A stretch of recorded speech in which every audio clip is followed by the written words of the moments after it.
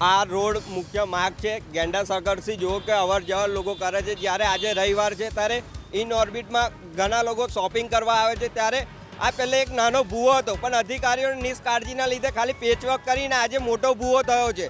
ત્યારે આ વિસ્તાર વોર્ડ નંબર 8માં આવે છે। જ્યારે પૂર્વ મેયર છે અને અભિના ધારાસભ્ય છે અને કાઉન્સિલર બી છે, શું તેમના વિસ્તારમાં આ સમસ્યા અમને નથી દેખાતી? જ્યારે આવા રોડ પર ભ્રષ્ટાચાર થાય છે તો શું પૂર્વ મેયર ને ધારાસભ્ય કોઈ તપાસ કરે નહીં? કેમ કે ગરીબોની લારીઓ માટે એ ધારાસભ્યોને દેખાય છે કે ગરીબોની લારીઓ હટાવી, ત્યારે આવા અધિકારીઓ પર મીડિયાના માધ્યમથી કહેવા માગું છું કે આવા અધિકારીઓ પર તપાસ કરવામાં આવે, તેથી ખબર પડે કે દૂધનું દૂધ પાણીનું પાણી થઈ શકે છે। આ તો પહેલેથી જાણીતી છે કે આ લોકોએ જ આપણી વડોદરા સંસ્કારી નગરીનું નામ આ અધિકારીઓએ બગાડેલું છે।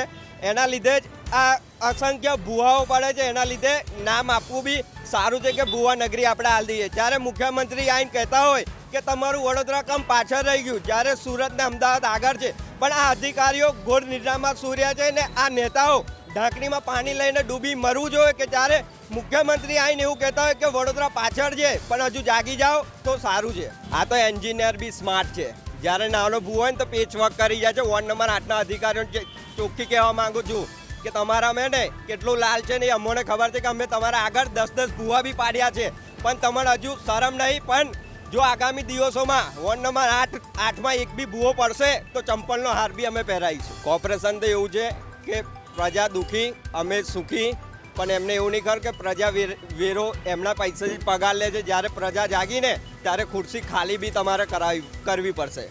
हमसे जुड़े रहने के लिए हमारे YouTube चैनल को सब्सक्राइब करें और नई वीडियो की नोटिफिकेशन के लिए बेल आइकॉन को दबाएं।